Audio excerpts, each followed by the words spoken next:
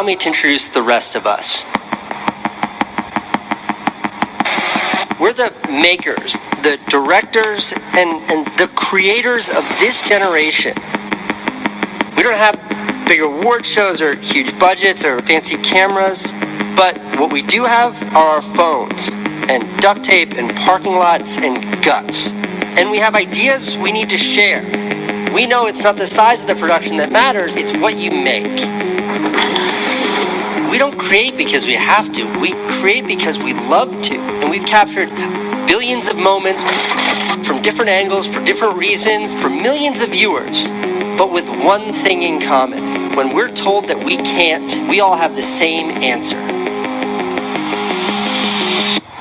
Watch me.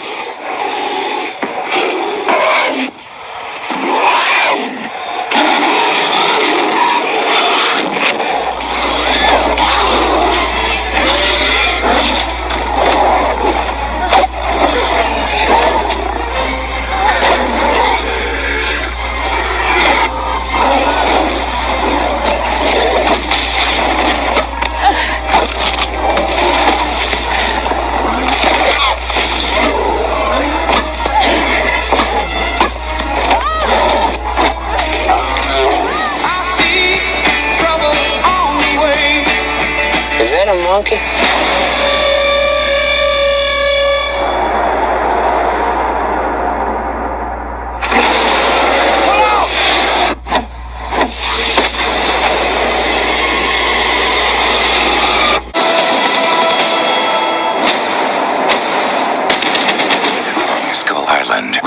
These images of a swarm of locusts are from the BBC's groundbreaking Planet Earth series in 2006.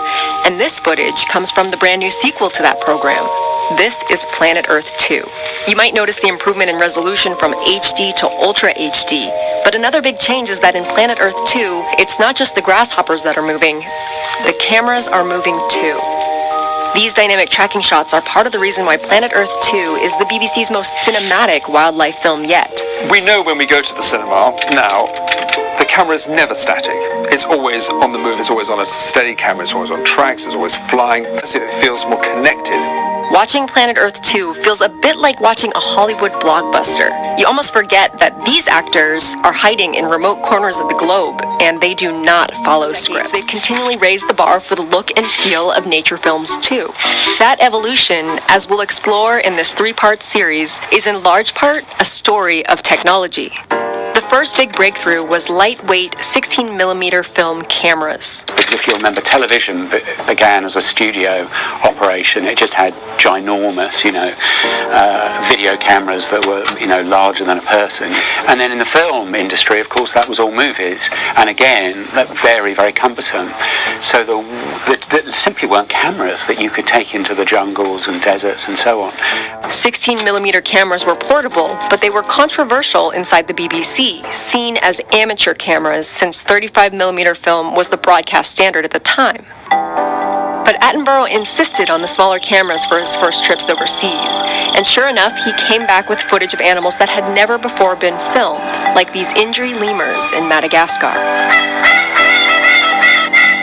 56 years later, filming the injury means moving the camera around them and traveling with them through the trees. But the technology they used to do this has only come around in the past few years. The issue is stabilization.